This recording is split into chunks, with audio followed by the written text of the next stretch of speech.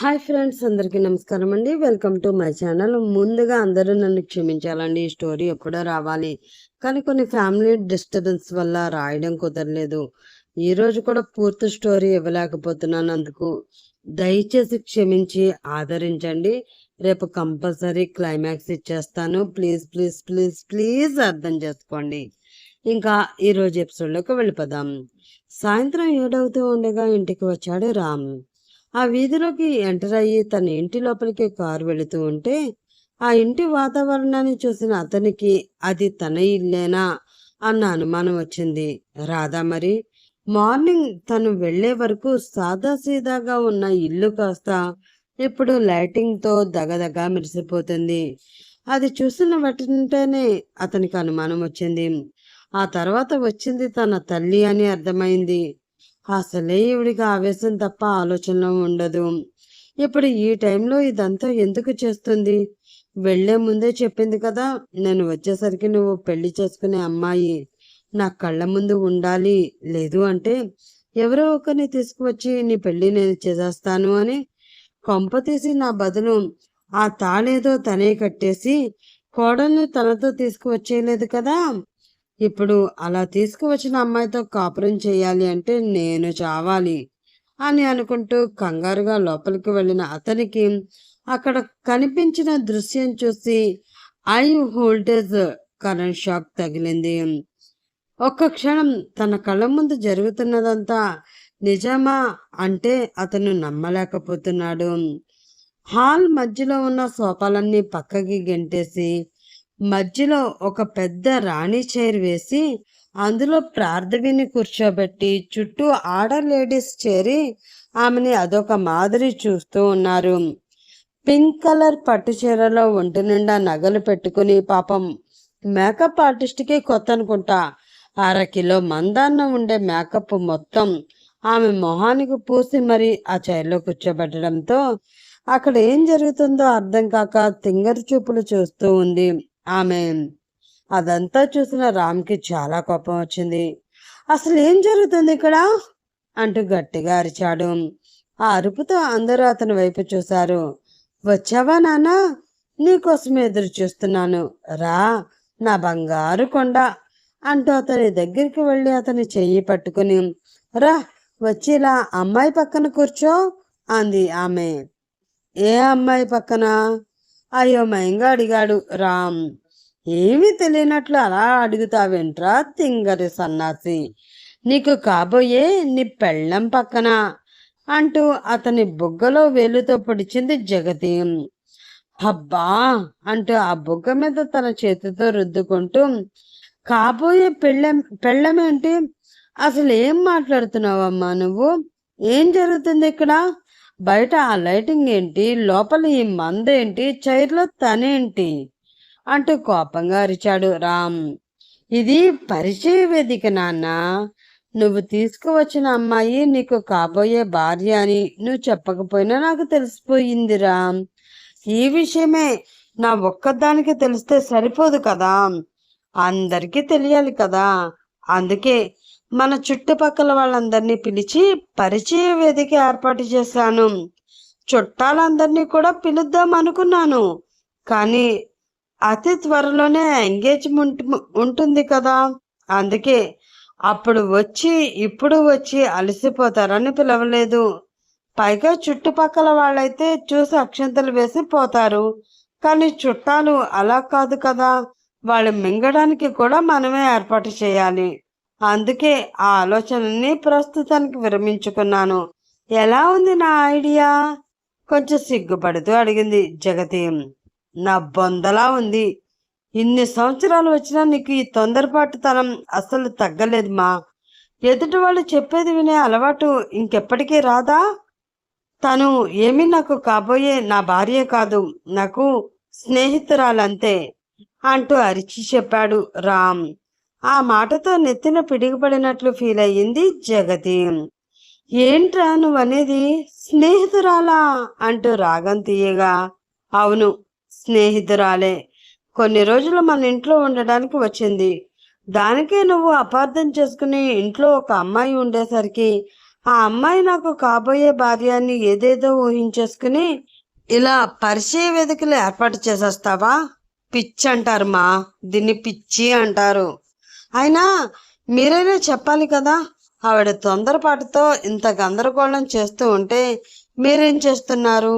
ఇదేదో బాగుంది అని నోట్లో బెల్లం ముక్క పెట్టుకున్నట్లు చూస్తూ కూర్చున్నారా అంటూ అక్కడ ఉన్న ప్రార్థనని చూసి అరిచాడు రామ్. ఆ మాటతో తన కుడి చెయ్యి అతని మొహం ముందు పెట్టింది ఆమె.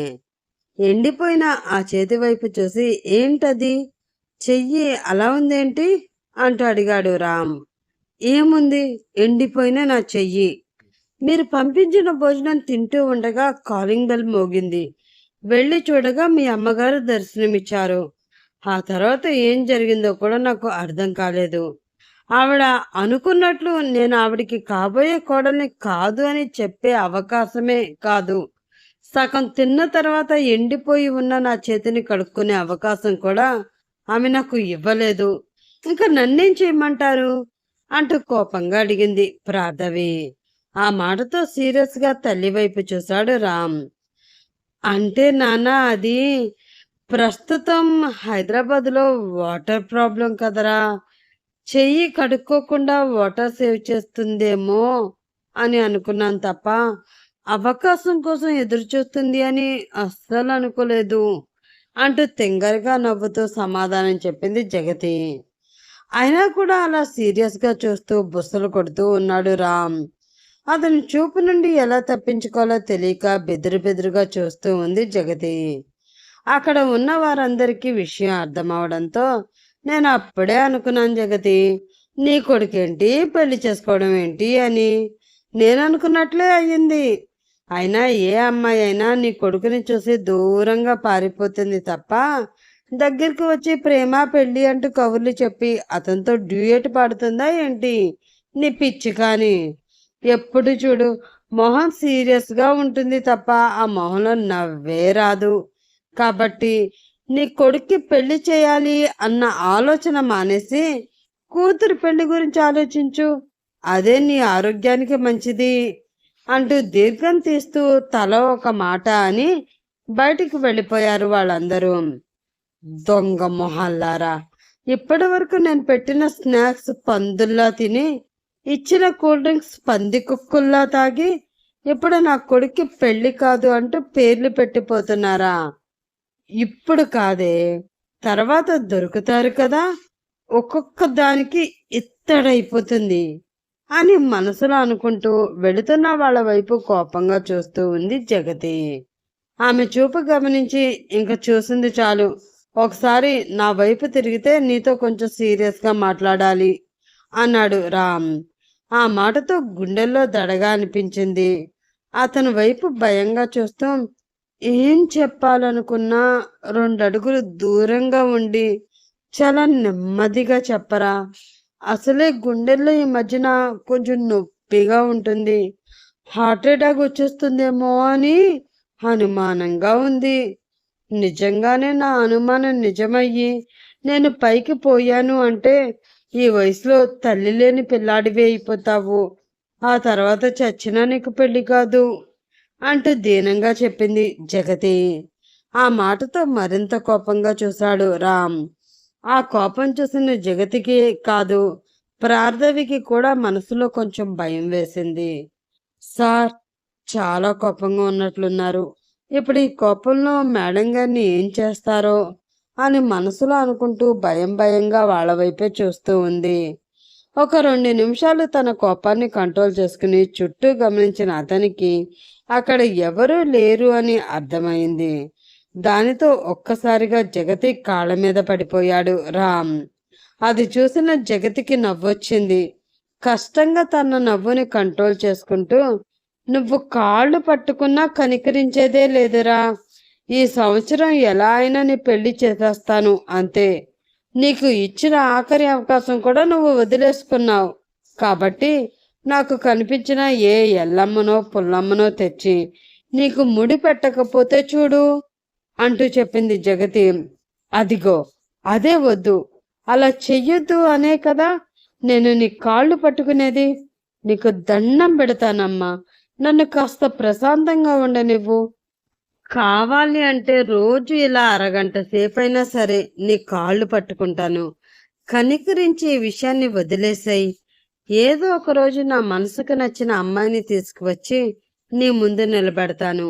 అప్పుడు ఆ అమ్మాయితో పరిచయ వేదికే కాదు, ప్రపంచం మొత్తం తెలిసేలాగా ప్రతి వీధి వీధి తిప్పి అరిచి మరీ చెప్పు నాకు కాబోయే కోడలు అంటూ. అంతేకాని ఇలా కనిపించిన ప్రతి అమ్మాయితో పరిచయ వేదికలు పెట్టావు అంటే నా పరువు పోతుందే. దీనంగా బతిమలాడాడు రామ్. నాకు ఇలా చేయాలని లేదురా, కానీ నీ మూతి మీద మీసం మొలిచినప్పటి నుండి నాకు నచ్చిన అమ్మాయిని తీసుకువస్తాను అని నువ్వు చెప్తూనే ఉన్నావు. ఇప్పుడు సీటు కిందకి 30 ఏళ్ళు వచ్చి వెళ్ళిపోతున్నాయి కూడా. కనీసం ఒక్క అమ్మాయిని కూడా నువ్వు తీసుకురాలేదు. ఇంకా తీసుకువస్తావు అన్న ఆశ కూడా పోయింది. నువ్వు కాళ్ళు పట్టుకున్నా కనికరించాలి అని అనిపించడం లేదు కన్నా అంది జగతి. దానితో అలా పడుకున్నవాడు కాస్త తల పైకెత్తి అలా ఆమె వైపు కొంచెం సీరియస్గా చూస్తూ ఉన్నాడు. అప్పుడే వాళ్ళిద్దరికి పెద్దగా నవ్వుతున్న శబ్దం వినిపించింది.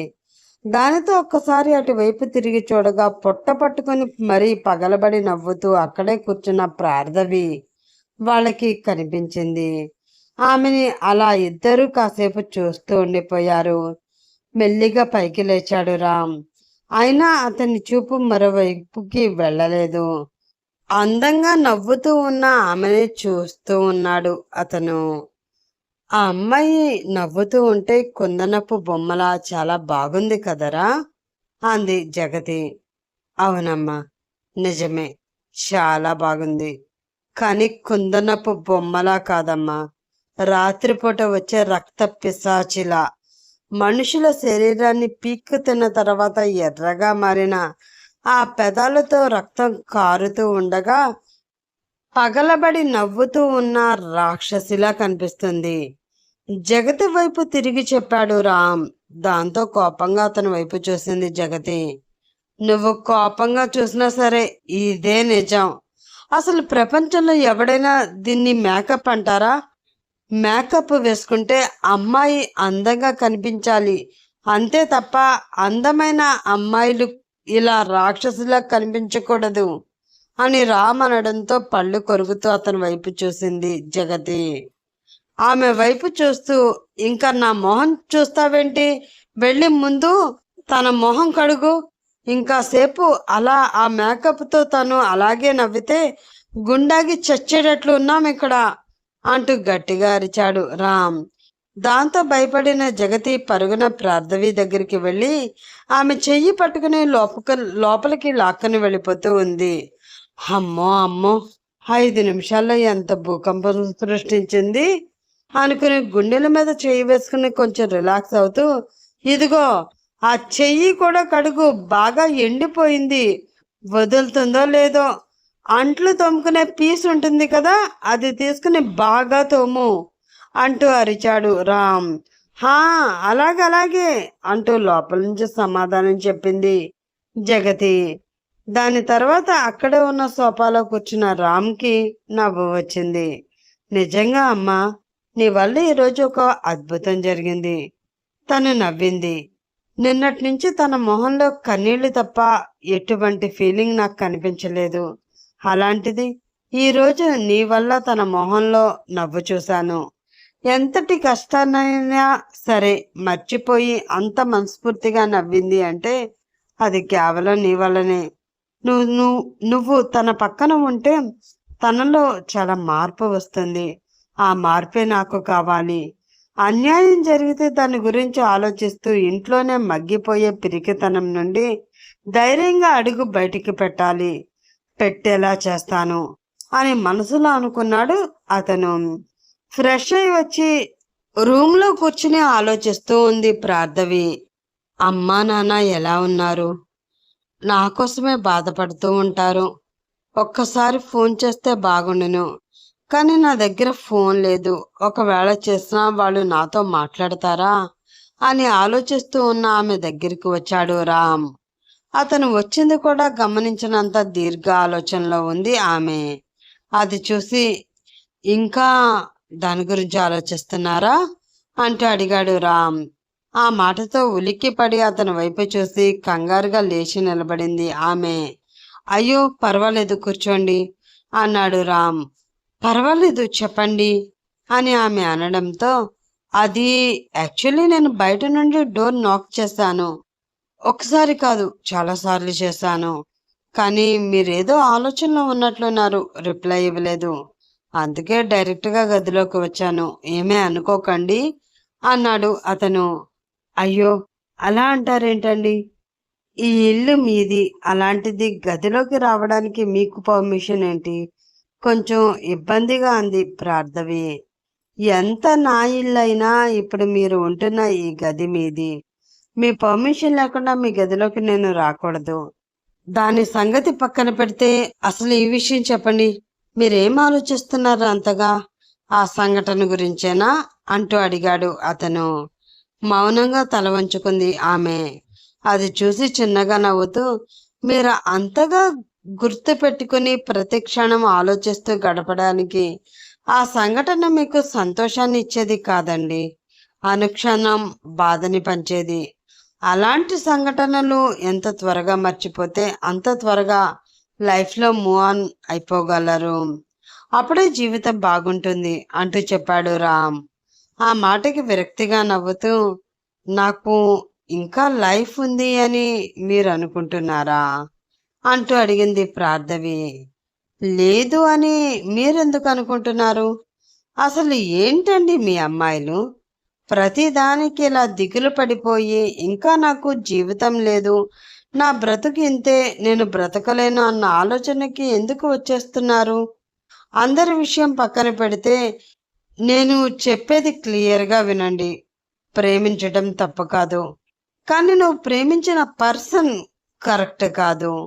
అతన్ని నమ్మి నువ్వు ఇంటి నుండి బయటికి రావడం తప్పే అయినా నీ పరిస్థితి నేను అర్థం చేసుకోగలను. ఆ తర్వాత జరిగింది ఏది కూడా నీ చేతుల్లో లేకుండా పోయింది. ఇందులో అందరికన్నా ఎక్కువ నష్టం కూడా నీకే జరిగింది. అలా అని చెప్పి దాని గురించి ఆలోచిస్తూ నువ్వు ఇంకా బాధపడుతూ ఉంటాను, ఇక్కడతో నా జీవితం ఆపేస్తాను అంటే నేనేమీ చేయలేను. అతనికి శిక్ష పడాలి అని స్టేషన్ వరకు వచ్చి కంప్లైంట్ ఇచ్చిన దానివి అలాంటి వెధవ చేసిన పనికి బాధపడుతూ నీ జీవితానికి ఎటువంటి అర్థం లేని ఒక ఎడారిలా మార్చుకుంటాను అంటే మాత్రం అది కరెక్ట్ కాదు. నీ మనసులో బాధ ఉండవచ్చు, అలా అని చెప్పి జీవితాంతం బాధపడుతూ కూర్చోకూడదు.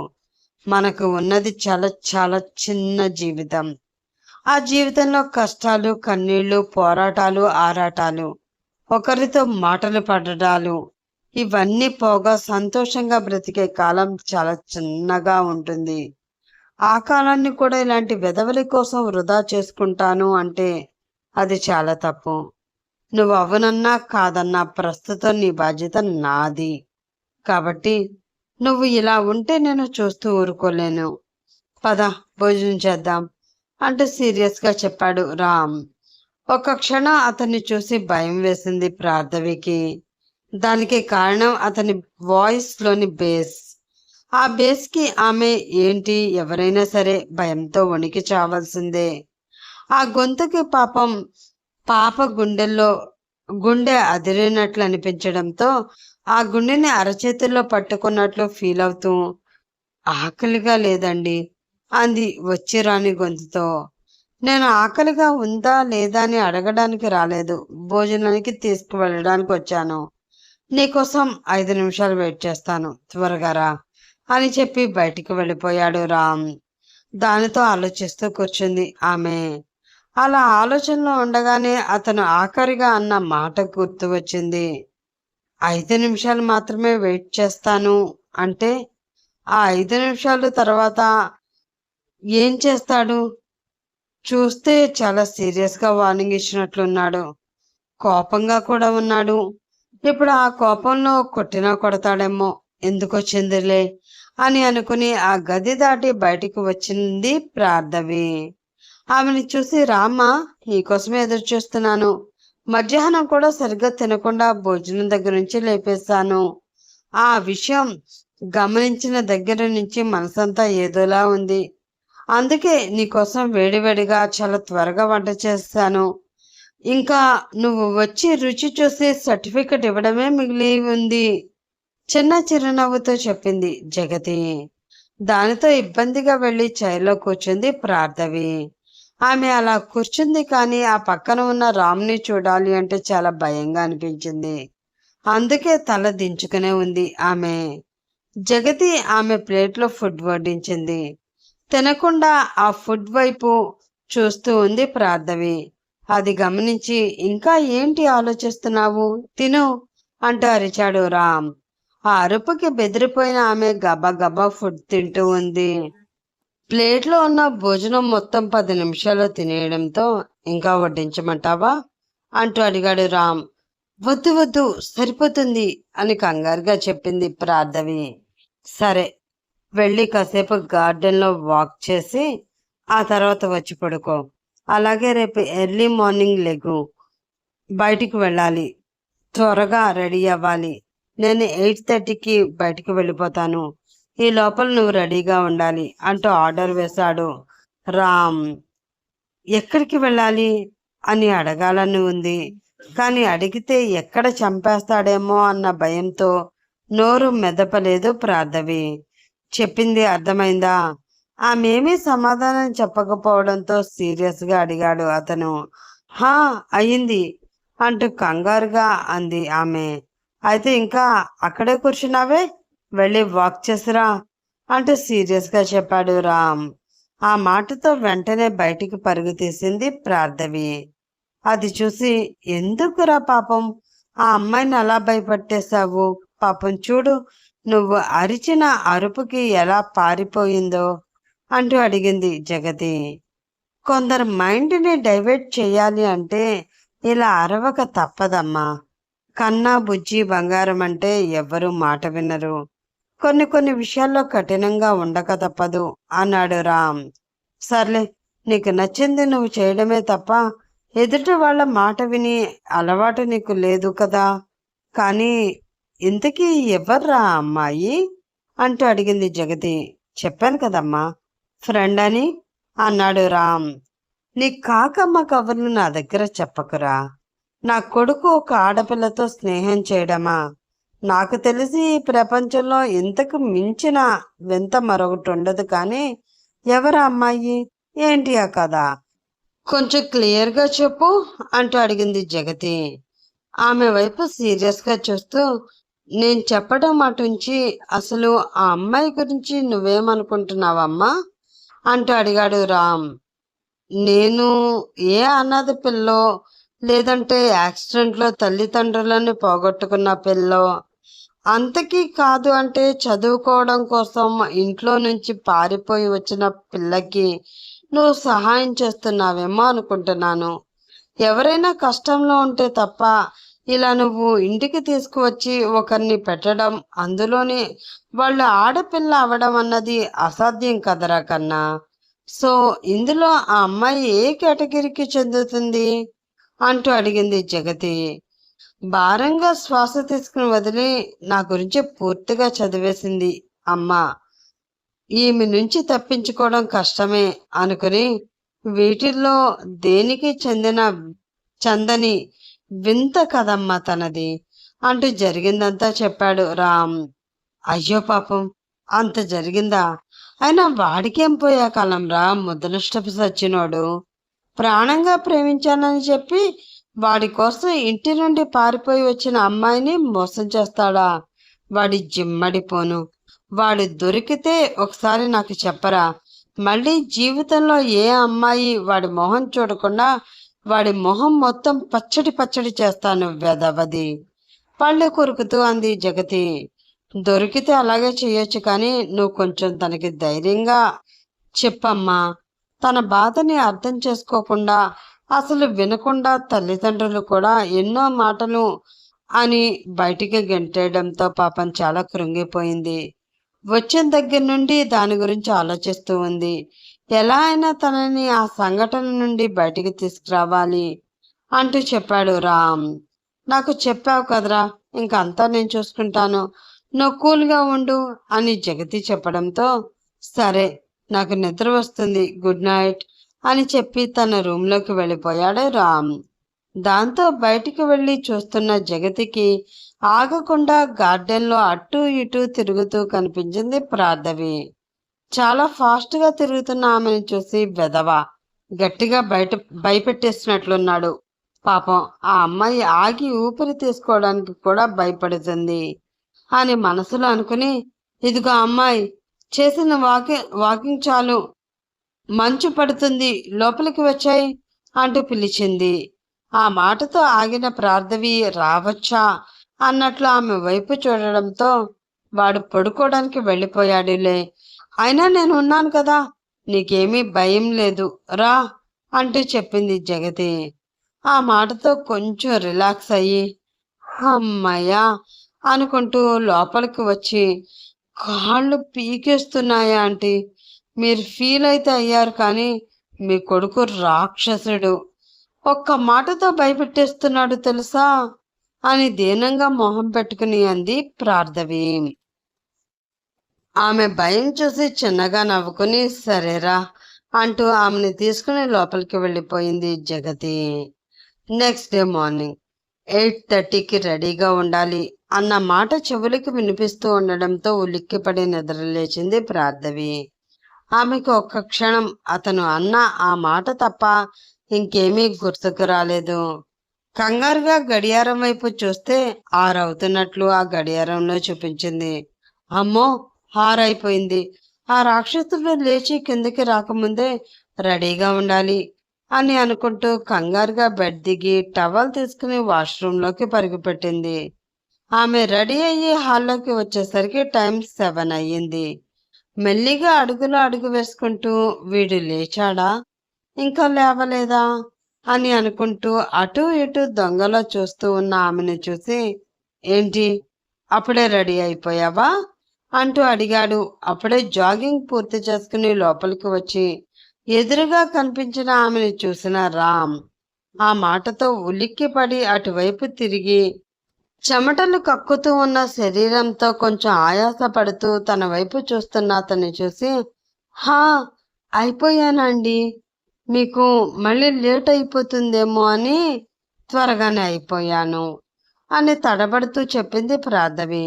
ఓకే, నేను వెళ్ళి ఫ్రెష్ అయి వస్తాను, ఈలోపు కాఫీ తాగు అంటూ ఆర్డర్ వేసినట్లు చెప్పాడు రామ్. అలాగే అండి అంటూ తల ఊపింది ఆమె.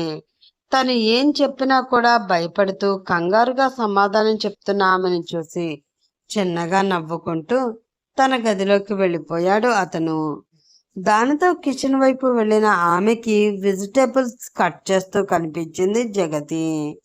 ఆమె దగ్గరికి వెళ్ళి, ఈ టిఫిన్ ఆంటీ, నేను కట్ చేస్తాను అంటూ అడిగింది ప్రార్థవి. అయ్యో, నీకెందుకమ్మా శ్రమ, నేను చేస్తున్నాను కదా అని జగతి అనడంతో, తినడానికి లేని శ్రమ పని చేయడానికి ఏముంటుంది ఆంటీ, పైగా మీరు ఒక్కరు అంత కష్టపడి వంట చేస్తూ ఉంటే అలా నేను కూర్చుని తినడం నాకు చాలా ఇబ్బందిగా ఉంది. అలా అని పెద్ద పెద్ద పనులేమీ కాదు, కానీ ఇలా వెజిటేబుల్స్ కట్ చేయడం, ఇల్లు నీట్గా పెట్టడం లాంటి చిన్న చిన్న పనులైతే నేను చేయగలను, ప్లీజ్ చేయనివ్వండి అంటూ అడిగింది ప్రార్థవి. అలా పనుల్లో పడితే అయినా సరే ఆమె మనసులో ఉన్న బాధ భారం తగ్గుతుంది అనుకున్న జగతి, సరే అమ్మా అంటూ వెజిటేబుల్స్ చాక్ ఆమెకి ఇచ్చి వేరే పనుల్లో బిజీ అయిపోయింది. అలా పనులు చేస్తూనే ఆమెతో సరదాగా మాట్లాడుతూ ఉంది. వంటగదిలో కూరగాయలతో మొదలుపెట్టిన వాళ్ళ కబుర్లు అంతర్జాతీయ రాజకీయాల వరకు వెళుతూ ఉండగా, అమ్మా అంటూ ఒక అరుపు. ఆ అరుపుతో వాళ్ళ కబుర్లకి ఒక బ్రేక్ పడింది. వీడు రెడీ అయి వచ్చినట్లున్నాడు, కొంచెం ఆ కాఫీ పట్టుకుని వెళ్ళి వాడికి ఇవ్వమ్మా అంటూ చెప్పింది జగతి. వామ్మో, నేనా, మీరు ఏ పని చెప్పినా అది ఎంత కష్టమైనా సరే నాకు రాకపోయినా ఏదోలా చేసి పెడతాను, కానీ మీ కొడుకు దగ్గరికి వెళ్ళి ఇలా కాఫీలు టీలు అందిస్తూ టిఫిన్లు భోజనాలు వడ్డిస్తూ ఉండమని మాత్రం చెప్పద్దు, అది నా వల్ల కాదు అసలు మీ అబ్బాయిని చూస్తూ ఉంటే నాకు భయంతో కాళ్ళు చేతులు ఆడవు. ఇంకా ఈ వేడి వేడి కాఫీ పట్టుకు వెళ్ళాను అంటే అతన్ని చూసిన వెంటనే నాకు వణుకు మొదలవుతుంది. ఆ వణుకుతో ఇందులో ఉన్న కాఫీ అతని ఒంటి మీద ఒలుగుతుందో లేదా కాళ్ళ మీద ఒలుగుతుందో నేనైతే గ్యారెంటీ చెప్పలేను అంది ప్రార్థవి. ఆ మాటతో ఆమె వైపు గుర్రుగా చూస్తూ, నా కొడుకేమీ మరీ అంత రాక్షసుడు కాదమ్మా, నువ్వు వణికిపోవడానికి. వాడు ఎంత సరదాగా ఉంటాడో తెలుసా? స్టేషన్లో ఉండే ఖైదీలతో కూడా జోక్స్ వేస్తూ మాట్లాడతాడు. నవ్వుతూ తను చెప్పాలి అనుకున్నది చెప్పడం తప్ప సీరియస్గా వార్నింగ్ ఇవ్వడం కూడా వాడికి సరిగ్గా రాదు. అలాంటి వాడిని చూసి నువ్వు భయమనడం చాలా తప్పు. ఇప్పుడంటే అన్నావు కానీ ఇంకెప్పుడు అనకు అని మూతి 3 వంకర్లు తిప్పి ఆ కాఫీ కప్ తీసుకుని హాల్లోకి వచ్చి అక్కడ గంభీరంగా యూనిఫామ్లో ఉన్న రామ్ని చూసిన ఆమె చేతులు లైట్గా వణికాయి. అమ్మో, వీడిని ఈ డ్రెస్లో ఇలా చూస్తూ ఉంటే నాకే వణుకు పుడుతుంది. పాపం పిచ్చి పిల్ల, దానికి పుట్టదా ఏంటి? ఏదో ఎమోషనల్లో 4 మాటలు ఎక్కువే అన్నాను. కానీ వీడిని చూస్తే నవ్వు అన్న పదం కూడా నోటి నుండి పలికే మనిషిలా కనిపించట్లేదు. ఇంకా నవ్వడం, మనుషులతో సరదాగా మాట్లాడడం, ఖైదీలతో జోక్స్ వేయడం కూడానా నా బొందా అని మనసులో అనుకుని అతని దగ్గరికి వెళ్ళి కాఫీరా అంది జగతి. హా అమ్మా అంటూ ఆ కాఫీ తీసుకుని త్వరగా టిఫిన్ పెట్టు, లేట్ అవుతుంది అంటూ చెప్పాడు రామ్. ఏంట్రా అంత అర్జెంట్, ఏదైనా మీటింగ్ ఉందా ఏంటి అంటూ అడిగింది జగతి. లేదమ్మా, కాలేజీకి వెళ్ళాలి. అక్కడ ఎంత టైం పడుతుంది ఏంటో తెలీదు కదా, అందుకే కొంచెం కంగారు అన్నాడు రామ్. కాలేజీకా? ఇప్పుడు కాలేజీకి ఎందుకురా? కొంపతీసి ఏసీపీ జాబ్ బోర్ కొట్టి అదేదో సినిమాలో రామ్ లాగా డాక్టర్ అయిపోదాం అనుకుంటున్నావా ఏంటి అనుమానంగా అడిగింది జగతి. ఆమె వైపు ఒక చూపు చూసి, అమ్మా నీకు ఈ మధ్య చాలా వెటకారం ఎక్కువైపోయింది, కొంచెం తగ్గించుకుంటే మంచిది అన్నాడు రామ్. వయసు అయిపోతుంది కదరా, ఇంకా తగ్గించుకుని మాత్రం ఏం చేస్తాను, కానీ ముందు విషయం ఏంటో చెప్పు అంది జగతి. కాలేజీకి వెళ్ళాలిమా, కానీ నా కోసం కాదు, ప్రార్థవి కోసం. తను ఇంజనీరింగ్ 3rd ఇయర్ చదువుతుంది. మధ్యలో కొంచెం బ్రేక్ వచ్చింది కదా, అందుకే ఒకసారి కాలేజీకి తీసుకువెళ్ళి అక్కడ ప్రిన్సిపల్తో మాట్లాడి వద్దాము అని తనతో పాటు నేను వెళ్తున్నాను అన్నాడు అతను. ఏంటి, కాలేజీకా? అప్పుడే కిచెన్ నుండి బయటికి వచ్చి వాళ్ళ మాటలు విన్న ప్రార్థవి భయంతో అరిచింది. ఆ అరుపు విని అటువైపు తిరిగి చూసిన వాళ్ళిద్దరికీ అక్కడ ప్రార్థవి కనిపించింది. అవును, కాలేజీకి. ఏ రావా అంటూ అడిగాడు రామ్. అది కాదు సార్, ఈ సమయంలో కాలేజ్ అంటే నాకెందుకో భయంగా ఉంది అంది ఆమె. భయము లేదు, ఏమీ లేదు. నువ్వు భయపడి వెనకడుగు వేస్తున్న కొద్దీ ఈ సమాజం నిన్ను భయపెడుతూనే ఉంటుంది. కాబట్టి ధైర్యంగా అడుగు ముందుకు వేయాలి తప్ప భయంగా ఉంది అంటూ అక్కడే ఆగిపోకూడదు. త్వరగా టిఫిన్ చేయి, బయలుదేరదాం అంటూ చెప్పాడు రామ్. ఆ మాటతో ఏం చెప్పాలో ఆమెకి అర్థం కాలేదు. కాలేజీకి వెళ్ళడం కన్నా రామ్ కళ్ళలోకి చూస్తూ మాట్లాడాలి అంటేనే ఆమెకి బాగా భయంగా ఉంది. దానితో ఇంకా తప్పక ఏదో తిన్నాను అన్న పేరుకి తిని అతను తిన్న వెంటనే మౌనంగా అతని వెనక అడుగులు వేసింది ఆమె. కార్ తీయమంటారా సార్? అతనికి ఎదురు వచ్చి అడిగాడు గిరి.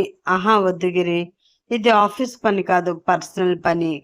నువ్వు స్టేషన్కి వెళ్ళిపో, నేను డైరెక్ట్గా స్టేషన్కి వచ్చేస్తాను అంటూ చెప్పాడు రామ్. సరే సార్ అంటూ అక్కడి నుంచి వెళ్ళిపోయాడు గిరి. దానితో వెళ్ళి తన బైక్ స్టార్ట్ చేశాడు రామ్. ఒక అరగంట తర్వాత కాలేజీ గేట్ ముందు బైక్ ఆపాడు ఏసీపీ రామ్. బైక్ వెనక సీట్ మీద కూర్చుని ఉన్న ప్రార్థవి చేతులు లైట్గా వణుకుతున్నాయి. ఆమె కళ్ళు నేలని చూస్తున్నాయి తప్ప ఎదురుగా ఉన్న కాలేజీ బిల్డింగ్ని చూసే ధైర్యం చేయడం లేదు. ఎందుకో అటువైపు చూడాలి అంటే ఆమె మనసులో ఒక రకమైన భయం. ఆ భయం ఆమె శరీరం అంతా వణికేలా చేస్తూ ఉంది. అక్కడ అందరూ తనతో కలిసి చదువుకుంటున్న విద్యార్థులే, కానీ వాళ్ళు కూడా సమాజంలో ఒక భాగం. తనకేం జరిగిందో పూర్తిగా అక్కడ ఉన్న వారికి ఎవ్వరికీ తెలియకపోయినా ఒక లేచిపోయిన ఆడదానిలా తన మీద ముద్ర పడిపోయింది. కాబట్టి వాళ్ళు తనని ఏమంటారు, ఎలా చూస్తారో అన్న భయం ఆమెలో ఉండిపోయింది. ఆమె ఎంతకీ దిగకపోవడంతో ఏంటి ఆలోచిస్తున్నావు? బైక్ డైరెక్ట్గా నీ క్లాస్ రూమ్లోకి తీసుకువెళ్ళమంటావా, లేదా ఇక్కడే దిగి నడిచి వెళ్ళే ఉద్దేశం ఏమైనా ఉందా అంటూ అడిగాడు రామ్.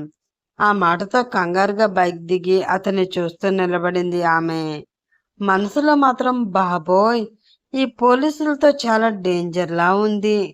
అసలు మనసులో మాట్లాడుకునే అవకాశం కూడా ఇవ్వట్లేదు అని అనుకుంటూ ఉంది ఆమె. రామ్ బైక్ స్టాండ్ వేసి వెనక్కి తిరిగి ప్రార్థవి వైపు చూశాడు. ఆమె మొహంలో ఉన్న ఆందోళనను అతను గమనించాడు.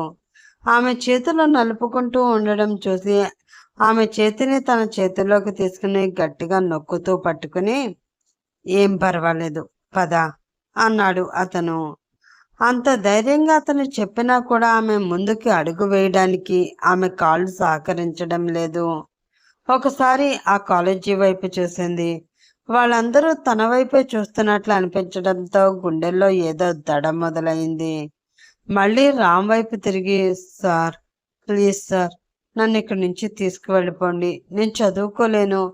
అక్కడ అందరూ నన్నే చూస్తున్నారు. వాళ్ళ చూపులు నన్ను ప్రాణాలతోనే చంపేసేలా ఉన్నాయి సార్.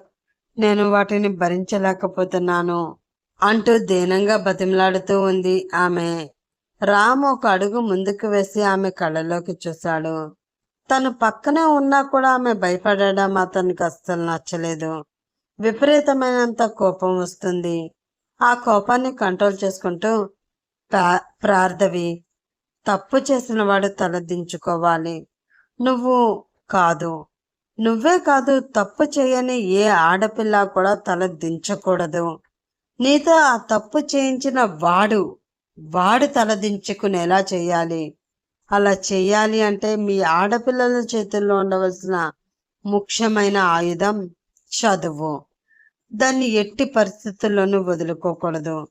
నువ్వు వదులుకుంటాను అన్నా కూడా నేను దానికి పొరపాటును కూడా ఒప్పుకోను. నీకు తోడుగా నేనుంటాను. నేనుండగా నువ్వు ఎవ్వరికీ భయపడవలసిన అవసరం లేదు. ఎవరి ముందు తలదించవలసిన అవసరం అంతకన్నా లేదు అని అంటూ ఆమె చేతిని పట్టుకుని ముందుకు తీసుకువెళుతూ ఉన్నాడు రామ్. రామ్ ముందు నడుస్తూ ఉంటే అతను వెనక నడుస్తూ అతన్నే చూస్తూ ఉంది ప్రార్థవి. ఎందుకో తెలీదు, అతన్ని అలా చూస్తూ ఉంటే మనసులో ఏదో తెలియని ధైర్యం. దానితో ఆమెకు తెలియకుండానే ఆమె కళ్ళల్లో ఒక చిన్నపాటి కన్నీటి పొర కదలాడింది. అలా ఇద్దరు ప్రిన్సిపల్ రూమ్లోకి వెళ్లారు. ప్రిన్సిపల్ రాముని చూసి గౌరవంగా లేచి నిలబడ్డాడు. సార్, రామ్ గారు, మీరేంటి ఇలా మా కాలేజీకి ఆశ్చర్యంగా అడిగాడు principal. Hello sir, good morning. తను ప్రార్థవి, మీ కాలేజీలోనే థర్డ్ ఇయర్ చదువుతుంది. కొన్ని రీజన్స్ వల్ల కొన్ని రోజులుగా తను కాలేజీకి రావడం లేదు. తన చదువు మధ్యలో ఆగిపోవడం నాకు ఇష్టం లేదు. అందుకే రీజాయిన్ చేద్దాము అని తీసుకువచ్చాను. తను మళ్ళీ క్లాసులకు వస్తుంది అంటూ చెప్పాడు రామ్.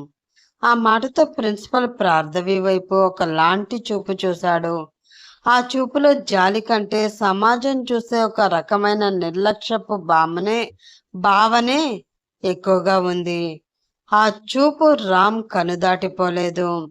కోపంగా పిడికిలి బిగించి ఒక్కసారి గొంతు సవరించుకుని కాస్త గంభీరంగా, సార్, ఈమె వెనక ఏసీపీ రామ్ ఉన్నాడు. అది మీతో సహా ఈ కాలేజీలో ఉన్న ఎవ్వరూ మర్చిపోవడానికి వీల్లేదు. కాలేజీలో ఈమె ప్రశాంతంగా చదువుకునే వాతావరణం కల్పించవలసిన బాధ్యత మీ మేనేజ్మెంట్ ఇది. క్లాస్ రూమ్లో కానీ బయట కానీ ఈమె మనసు బాధపడేలా ఏ ఒక్కరు ప్రవర్తించినా నేను చట్టపరంగా ఎంత దూరమైనా వెళ్తాను. ఇది రిక్వెస్ట్ కాదు సార్, వార్నింగ్ అని కూడా అనుకోవచ్చు. కోపం నిండిన కళ్ళతో చూస్తూ చెప్పాడు రామ్. అతని మాటల్లోని తీవ్రతని అర్థమవుతూ ఉంటే భయంతో ప్రిన్సిపల్కి చెమటలు పట్టాయి. అయ్యో, ఎంత మాట రామ్ గారు! ప్రార్థవికి మా వైపు నుంచి ఎలాంటి ఇబ్బంది ఉండదు.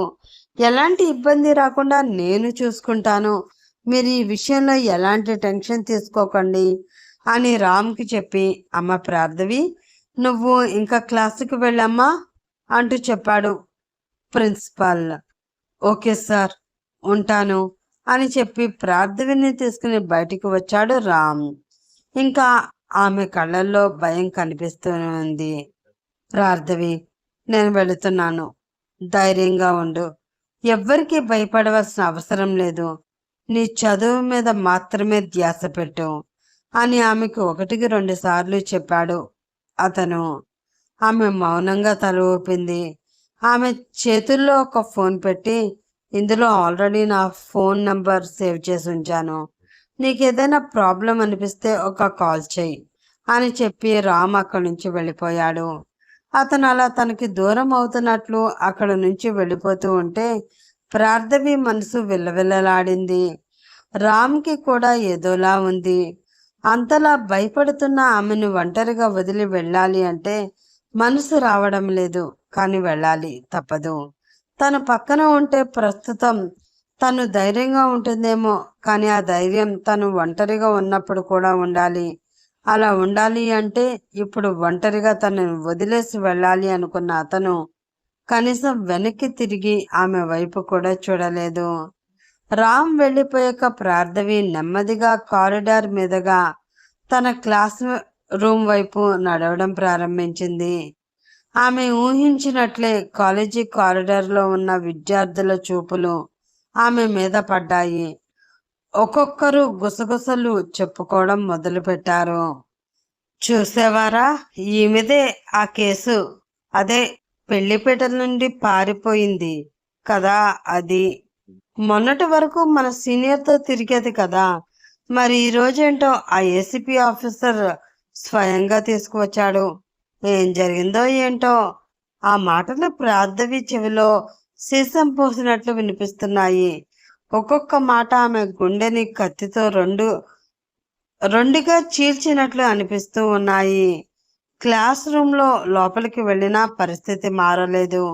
ఎప్పుడు తన పక్కన కూర్చున్న స్నేహితురాళ్ళు ఇప్పుడు ఆమెని అదొక రకంగా చూస్తున్నారు. ఏదో అడగాలని వాళ్ళ మనసులు తహతహలాడుతున్నట్లు ఉన్నాయి.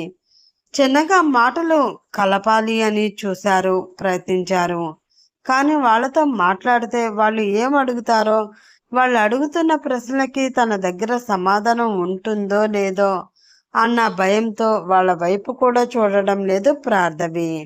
అప్పుడే ఆమె స్నేహితురాలు ఆమె పక్కకు వచ్చి కూర్చుని, ఏంటి మేడం గారు, 2 డేస్ నుంచి ఫోను లేదు, ఏమీ లేదు, అసలు నేను ఉన్నాను అనుకున్నావా, పోయాను అనుకున్నావా అంటూ అడిగింది. ఆమెని చూడగానే కళ్ళలో నీళ్లు తిరిగిపోయాయి.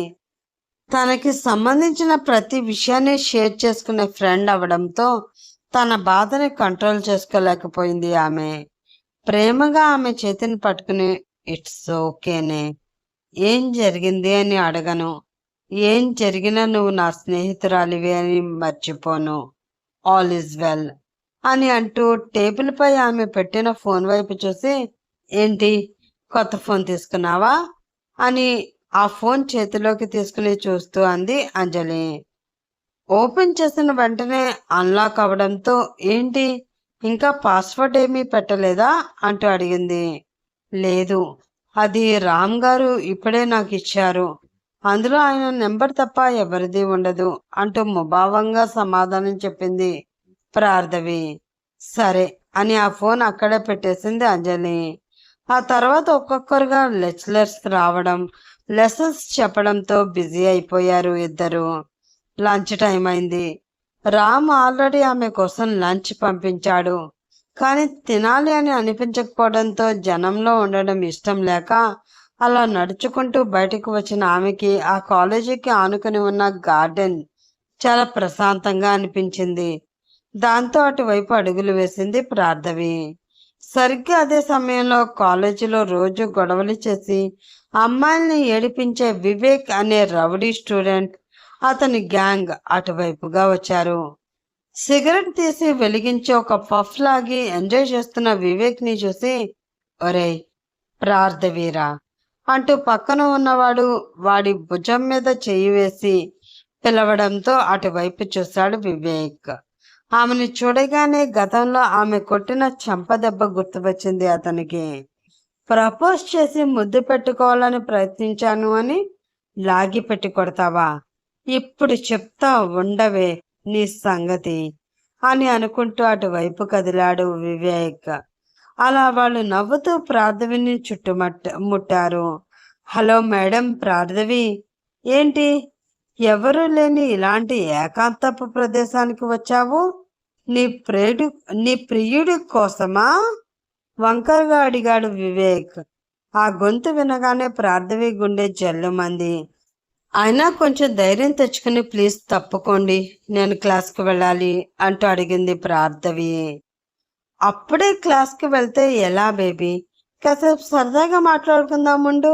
నీతో మాట్లాడుకోవాల్సినవి తేల్చుకోవాల్సినవి చాలానే ఉన్నాయి వంకరగా చూస్తూ అన్నాడు వివేక్. నీతో మాట్లాడవలసిన అవసరం నాకేమీ లేదు, మరిగా దారి వివేక్ బెదిరించాలని చూసింది ప్రార్థవి. వివేక్ ఒక్క అడుగు ముందుకు వేసి ఆమె చున్నీ కొంగును పట్టుకోవడానికి చేయి ముందుకు చాపాడు. కోపంగా అతని వైపు చూసింది ఆమె. ఆ చూపు చూసి, అంత సీన్ లేదు లేవే నీకు, నీ గురించి మొత్తం ఊరంతా తెలుసు, మా దగ్గర ఎందుకు ఇంత బిల్డప్ ఇస్తున్నావు అంటూ వివేక్ ఆమె భుజం మీద చేయి వేసి తన వైపు లాగడానికి ప్రయత్నించాడు.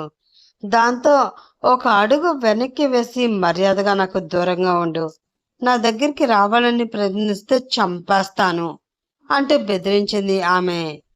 ఏంటే జరిగేది? నీ గురించి ఎవరికీ తెలీదు అన్నట్లు బిల్డప్ లిప్పకు, మాకు అంతా తెలుసు. అప్పుడేదో సరదాగా ఏడిపిస్తే చంప పగలగొట్టావు కదా, ఇప్పుడు ఏం చేస్తావో నేను చూస్తాను అని అంటూ ఆమె మీదకి వస్తూ ఉన్నాడు వివేక్. అతని నుంచి తప్పించుకోవడానికి ప్రయత్నిస్తూ ఉంది ఆమె. మిగిలిన అబ్బాయిలు ఆమెను చుట్టుముట్టి తప్పించుకోకుండా చేతులు పట్టుకోవడానికి చూస్తున్నారు. ప్రార్థవి వాళ్ళ చేతుల నుండి తప్పించుకోవడానికి శతవిధాలా ప్రయత్నిస్తుంది. చున్నీ జారిపోతూ ఉంటే ఒక చేత్తో దాన్ని సర్దుకుంటూ మరో చేత్తో వాళ్ళని నెట్టేస్తూ ఏడుస్తూ ప్లీజ్ హెల్ప్ మీ అని గట్టిగా అరుస్తూ ఉంది. ఆమె అరుపులు ఆ తోట దాటి బయటికి వెళ్ళడం లేదు. ఆ అల్లరి మొక్క ఆమెని మరింత వేధించడం మొదలుపెట్టారు. ఒకడు ఆమె జుట్టు పట్టుకోబోయాడు, ఇంకొకడు ఆమె చేతిని గట్టిగా పట్టుకున్నాడు.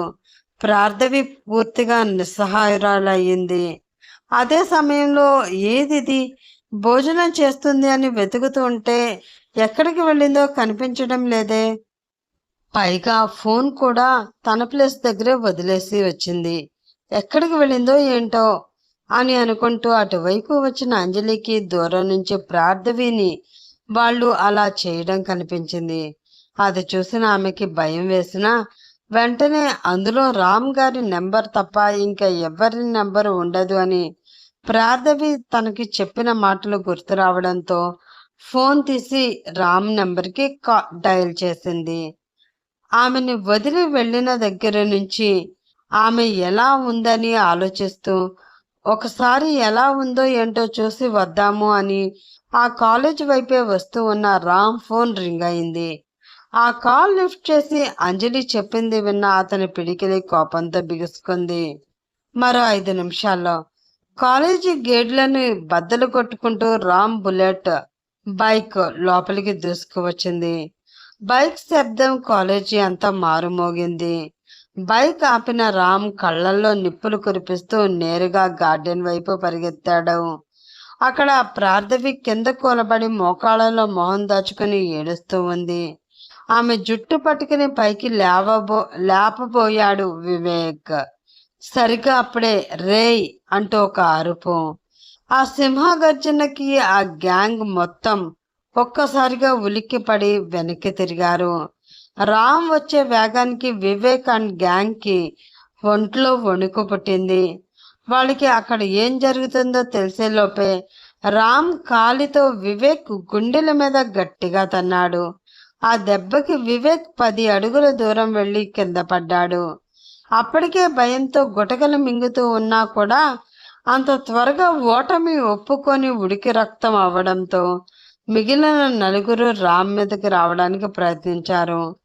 రామ్ కళ్ళల్లో రౌద్రం తాండవిస్తూ ఉంది. మొదటి వాడి చెంప పగలగొట్టి వాడి చేతిని వెనక్కి విరిచి కింద పడేసి తొక్కాడు. రెండో వాడి కాలర్ పట్టుకుని గాల్లోకి లేపి అక్కడే ఉన్న సిమెంట్ దిమ్మకేసి బాదాడు. తల పగిలి రక్తం కారుతూ ఉంటే వాడు కింద పడిపోయాడు. మూడో వాడు ఒక కర్ర తీసుకుని రామ్ వెనక నుంచి కొట్టబోయాడు. రామ్ వెనక్కి తిరిగి చూడగానే కర్రని పట్టుకుని దాన్ని లాక్కుని వాడి వీపి విమానం మోత మోగించాడు. కర్ర 2 ముక్కలయ్యింది. చివరిగా వివేక్ నెమ్మదిగా లేచి రామ్ వైపు భయంతో చూస్తూ వెనక్కి వెళుతున్నాడు.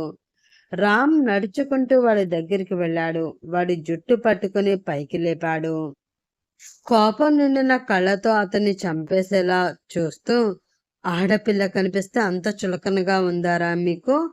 ఒక తప్పు జరిగి తను బాధపడుతూ ఉంటే ఆ బాధ మీకు ఆనందాన్ని ఇస్తుందా? అసలు మనుషులా పశువులా మీరు? ఒక ఆడపిల్ల మీద చెయ్యి వేయడానికి ఎంత ధైర్యం రా మీకు అని గట్టిగా అరుస్తూ వివేక్ మొహం మీద వరుసపెట్టి పంచులు కురిపించాడు. వివేక్ ముక్కు నోటి నుండి రక్తం ధారాళంగా కారుతూ ఉంది. ఇంకా చచ్చిపోతాడేమో అన్న భయంతో అతనిలో మొదలవడంతో రామ్ కాళ్ళు పట్టుకుని వదిలేయమంటూ ప్రాధేయపడడం మొదలుపెట్టాడు. కానీ రామ్కి కోపం చల్లారడం లేదు. వాడి కాలర్ పట్టుకుని పైకి లెగదీసి కాలేజీ కారిడార్లోకి ఈడ్చుకుంటూ తెచ్చి అందరు విద్యార్థులు చూస్తూ ఉండగా నడి రోడ్డు మీదకి పడేశాడు. కాలేజీ స్టూడెంట్స్, ప్రొఫెసర్స్ అందరూ భయంతో నిశ్శబ్దంగా చూస్తున్నారు. కనీసం ఎవరు కూడా రామ్కి ఎదురు వెళ్లే సాహసం చేయలేకపోతున్నారు. రామ్ గారు ప్లీజ్ వదిలేయండి అంటూ అతను వెనకే వస్తూ అతన్ని బతిమలాడుతూ భయంగా ఏడుస్తూ ఉంది ప్రార్థవి. రామ్ కోపంతో ఊగిపోతూ వెనక్కి తిరిగి ప్రార్థవి వైపు చూశాడు. కళ్ళల్లో ఏమాత్రం జీవం లేనట్లు అతని వైపు చూస్తూ భయంగా బతిమలాడుతూ ఏడుస్తూ ఉంది ప్రార్థవి. ఆమెను అలా చూడగానే అతని కోపం కొంచెం చల్లారింది. ఆమె కన్నీళ్లు ఎందుకో అతను చూడలేకపోతున్నాడు. ప్రేమగా ఆమె కన్నీళ్లు తుడుస్తూ ఏం జరిగినా ఇలాగే ఏడుస్తూనే ఉంటావా అంటూ కోపంగా అడిగాడు అతను. ఆ మాటతో తల ఎత్తి ప్రార్థవి రామ్ వైపు చూసింది. ఆ కళ్ళల్లో ఏదో తెలియని ధైర్యం కనిపిస్తూ ఉండడంతో ఒక్కసారిగా అతన్ని గట్టిగా కౌగిలించుకుని పెద్దగా ఏడుస్తూ ఉంది ఆమె. అతన్ని కూడా ఆమెని గట్టిగా పట్టుకుని ఆమె భుజం మీద చిన్నగా తడుతూ, చెప్పాను కదా నేను ఉండగా దేనికి భయపడవలసిన అవసరం లేదు అని. నన్ను నువ్వు పూర్తిగా నమ్మొచ్చు అని ఆమెకు నమ్మకంగా చెప్పి ఆమెను కొంచెం దూరం జరిపి అక్కడ ఉన్న వారందరి వైపు చాలా సీరియస్గా చూస్తూ ఆమె భుజం మీద చేయి వేసి ఆమెను తన దగ్గరికి లాక్కొని, ఇక్కడ ఉన్న ప్రతి ఒక్కరికి చెప్తున్నాను, జాగ్రత్తగా ఒళ్ళు దగ్గర పెట్టుకుని వినండి. ప్రార్థవి ఒంటరిది కాదు, తను నా మనిషి. ఎవరైనా తనని తప్పుడు దృష్టితో చూసినా, తనతో తప్పుగా మాట్లాడినా, తప్పుగా ప్రవర్తించాలని ప్రయత్నించినా ఒక్కొక్కరి ప్రాణాలు తీసేస్తాను. ఎవరికైనా ప్రాణాల మీద ఆశ చచ్చిపోతే అప్పుడు నా మనిషి జోలికి వచ్చి చూడండి అంటూ వార్నింగ్ ఇచ్చాడు అతను. ఆ మాట కాలేజీ ప్రాంగణం అంతా గట్టిగా ప్రతిధ్వనించింది. ప్రార్థవి ఒక్కసారిగా రామ్ వైపు ఆశ్చర్యంగా చూసింది. ఆమె కళ్ళల్లో కన్నీళ్లతో పాటు కృతజ్ఞత కూడా కనిపిస్తుంది. ఒక ఆడపిల్లకి కష్టం వస్తే జాలి చూపించకపోయినా పర్వాలేదు, కానీ మీ వికృత చేష్టలతో, మీ నీచమైన చూపులతో తన ఆత్మగౌరవాన్ని చంపాలని చూస్తే నేను మీ ప్రాణాలు తీయడానికి కూడా వెనగాడను. ఒక ప్రార్థవి వెనకే కాదు, ఎవరికైనా ఒళ్ళు కొవ్వెక్కి ఏ ఆడపిల్లనైనా అల్లరి పెట్టాలి అని చూస్తే ఆడపిల్లలకు అండగా ఈ రామ్ ఉన్నాడని మర్చిపోవద్దు. వాడు ఎంత గొప్పవాడైనా వదిలిపెట్టేది లేదు, గుర్తుపెట్టుకోండి అంటూ చెప్పి ప్రార్థవిని తీసుకుని అక్కడి నుంచి వెళ్ళిపోతున్నాడు రామ్. రామ్ మాటలకి అక్కడ ఉన్న ప్రతి ఒక్కరూ తలలు దించుకున్నారు. గుసగుసలాడిన నోళ్ళన్నీ మూతలు పడ్డాయి. ప్రార్థవి ఎందాకట్లా తల దించుకోలేదు. రామ్ ఇచ్చిన ధైర్యంతో తన వెనక ఒక కొండంత మనిషి ఉన్నాడు అనే నమ్మకంతో సమాజం వైపు తిరుగుబాటు చూపు చూస్తూ గర్వంగా అడుగులు వేస్తూ రామ్తో నడిచింది. ఆ దృశ్యం చూస్తున్న ఎవరికి ఆమెని మరో మాట అనే ధైర్యం చేయలేదు. అది చూసిన అంజలి చాలా సంతోషపడింది. అలా ఆమెని ఇంటికి తీసుకువచ్చిన రామ్ ఇంటి దగ్గర ఆమెను డ్రాప్ చేసి స్టేషన్కి వెళ్ళిపోయాడు. ఆమె లోపలికి రావడం చూసిన జగతి ఆమె అవతారం చూసి ఏం జరిగింది అంటూ ప్రశ్నించింది. దాంతో ఆమెని గట్టిగా కౌగిలించుకుని ఏడుస్తూ జరిగిందంతా చెప్పింది ప్రార్థవి. అదంతా విని ఓదార్స్తూ, ఈ సమాజం అంతా అంతేనమ్మా, భయపడే వాళ్ళని మరింత భయపెడుతూ ఉంటుంది. ఒక్కసారి ఎదురు తిరిగి చూడు, మొత్తం అంతా మారిపోతుంది. మనల్ని చూసి వాళ్ళు ఇలా అనుకుంటున్నారు, అలా అనుకుంటున్నారు అనుకుంటూ వాళ్ళకి భయపడి బయటికే వెళ్లకుండా ఉండడం కన్నా ఎవరేమనుకుంటే నాకేంటి, నాకు నా జీవితం ముఖ్యం, నా భవిష్యత్తు ముఖ్యం అని అనుకుని ధైర్యంగా అడుగు ముందుకు పెట్టి వాళ్ళ చూపుల్ని మాటల్ని పట్టించుకోకుండా తన పనేదో తను చేసుకునే వాళ్ళే ఈ సమాజంలో బ్రతకగలరు తప్ప ఇలా సమాజం అనే మాటలకి భయపడే వాళ్ళు ఎప్పటికీ ఈ సమాజంలో బ్రతకలేరు. కాబట్టి నువ్వు ముందు ఈ పిరికితనాన్ని వదిలేసాయి అంటూ ధైర్యం చెప్పింది జగతి. ఆ మాటతో ఆలోచిస్తూ తన గదిలోకి వెళ్ళిపోయింది ప్రార్థవి. ఆ రోజు సాయంత్రం డ్యూటీ ముగించుకుని ఇంటికి వచ్చాడు రామ్. అతని ఇంటికి రాగానే ఫస్ట్ అతని చూపు ఆ గది వైపు వెళ్ళాయి. ఇంకా అదే ఆలోచిస్తూ ఉందా? ఆలోచించకుండా ఉండడానికి అదేమి చిన్న సంఘటన కాదు కదా. గాయపడని మనసుని మరింత అఘాతంలోకి తోసేసే సంఘటన. తను ఎంత వద్దు అని చెప్తున్నా అనవసరంగా నేనే తనని తీసుకువెళ్ళినట్లున్నాను. కొన్ని రోజులు అలా ప్రశాంతంగా ఉండనిచ్చినా పోయేది అని మనసులో అనుకుంటూ అతను ఉండగా, అప్పుడే వచ్చేసారా? ఈరోజు ఏంటి కొంచెం ఎర్లీగా వచ్చేసినట్లు ఉన్నారు అన్న వాయిస్ అతనికి వినిపించింది. దానితో ఆ వాయిస్ వచ్చిన వైపు తిరిగి చూశాడు రామ్. అక్కడ కాఫీ కప్పుతో రెడీగా కనిపించింది ప్రార్థవి. ఆమె మొహంలో ఒక రకమైన తేజస్సు కనిపిస్తుంది. నిన్నటి వరకు కనిపించిన కన్నీటి చారికలు ఆమె బుగ్గల మీద ఇప్పుడు కనిపించడం లేదు. కళ్ళల్లో ఏదో ధైర్యం, పెదాలపై అందమైన చిరునవ్వు. ముఖ్యంగా ఆమె మొహంలో ఒక రకమైన తెగింపు కనిపిస్తూ ఉండడంతో ఆ సంగతి సరే కానీ నువ్వేంటి ఇలా అంటూ అయోమయంగా అడిగాడు రామ్. నువ్వేంటి అంటే అయోమయంగా అడిగింది ఆమె. అదే మార్నింగ్ జరిగిన సంఘటనకి ఇంకా నీ గదిలో కూర్చుని ఏడుస్తూ ఉంటావేమో, మళ్ళీ 4-5 మోటివేషన్ కొటేషన్స్ చెప్పి నిన్ను మోటివేట్ చెయ్యాలేమో అనుకున్నాను. దానికోసం ప్రిపేర్ అయ్యి కూడా వచ్చాను. కానీ తీరా చూస్తే నువ్వు చాలా సంతోషంగా కనిపిస్తున్నావు. అసలు ఏమీ జరగనట్లు ఆ మొహం కూడా వికసించిన పువ్వులా కనిపిస్తుంది. ఏమైంది అంటూ అడిగాడు అతను చిన్నగా నవ్వుతూ. ఏమవుతుంది? ప్రార్థవి భయాన్ని వదిలేసింది. నేనైనా భయపడుతూ ఎన్నాళ్ళని కూర్చుంటాను? అయినా ఇప్పుడు నేను భయపడడానికి ఒంటరిదాన్ని కాదు. నా వెనక ఏసీపీ రామ్ ఉన్నాడు. ఏమైనా తను చూసుకుంటాడు కదా, చాలా నమ్మకంగా చెప్పింది ప్రార్థవి.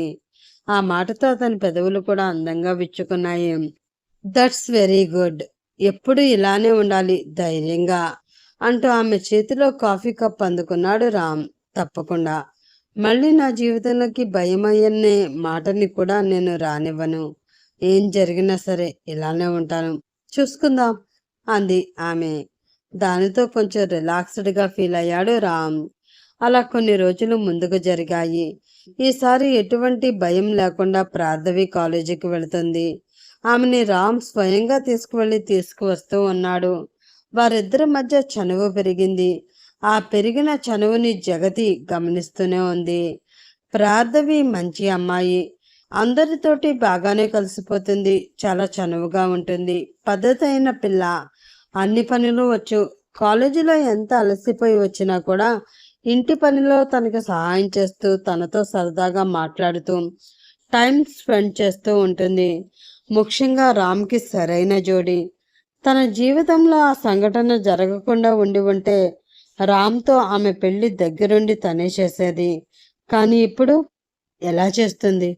చూస్తూ చూస్తూ ఒక పాడైపోయిన పిల్లని నా కొడుక్కిచ్చి ఎలా పెళ్లి చేస్తాను? వారిద్దరి కళ్ళల్లో మనసులో ఉన్న ఫీలింగ్ క్లియర్‌గా తెలుస్తుంది. ఒకరంటే ఒకరు ఇష్టపడుతున్నారు. కానీ ఆ ఇష్టం మంచిది కాదు, ప్రమాదకరం. ఒక పాడైపోయిన ఆడపిల్లని తెచ్చి నా ఇంటి కోడలుగా నేను ఎప్పటికీ చేసుకోలేను. కాబట్టి ఆమె త్వరగా ఈ ఇంటి నుండి వెళ్ళిపోవాలి. ఎలా అయినా పంపించేసేయాలి.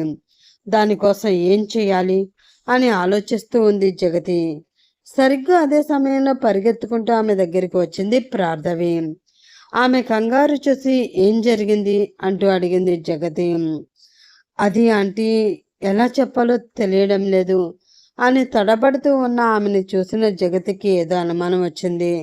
దాంతో ఆమె చెయ్యి గట్టిగా పట్టుకుని ఏం జరిగింది అంటూ అడిగింది జగతి.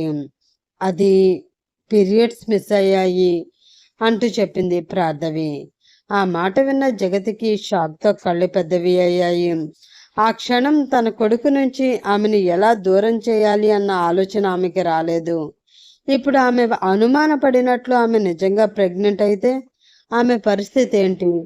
కడుపులో నిజంగా బిడ్డ ఉంటే ఆ బిడ్డ భవిష్యత్ ఏంటి అన్న ఆలోచన మాత్రమే వచ్చింది. దానితో ఒక్క క్షణం కూడా ఆమె అడుగు అక్కడ ఆగలేదు. పరిగెత్తుకుంటూ రామ్ దగ్గరికి వెళ్ళింది. విషయం తెలుసుకున్న రామ్కి కూడా బ్రెయిన్ పనిచేయడం ఆగిపోయింది. మొట్టమొదటిసారి అతని కళ్ళల్లో ఏదో తెలియని భయం కనిపిస్తుంది. ఏదో తెలియని బాధ అతని గుండెల్లో మొదలవడంతో, సరే ముందు తనని రెడీ అవ్వమను, హాస్పిటల్కి తీసుకువెళదాం అంటూ చెప్పాడు అతను. తన కొడుకు ఎప్పుడు అంత బాధపడడం చూడని జగతికి మనసు పిండేసినట్లయింది. ఏం ఆలోచిస్తున్నావురా? ఎందుకు అంత దిగులు పడిపోతున్నావు? తను ప్రెగ్నెంట్ అయితే నీకేంటి అంటూ అడిగింది జగతి. అమ్మ ప్లీజ్ స్టాప్ ఇట్.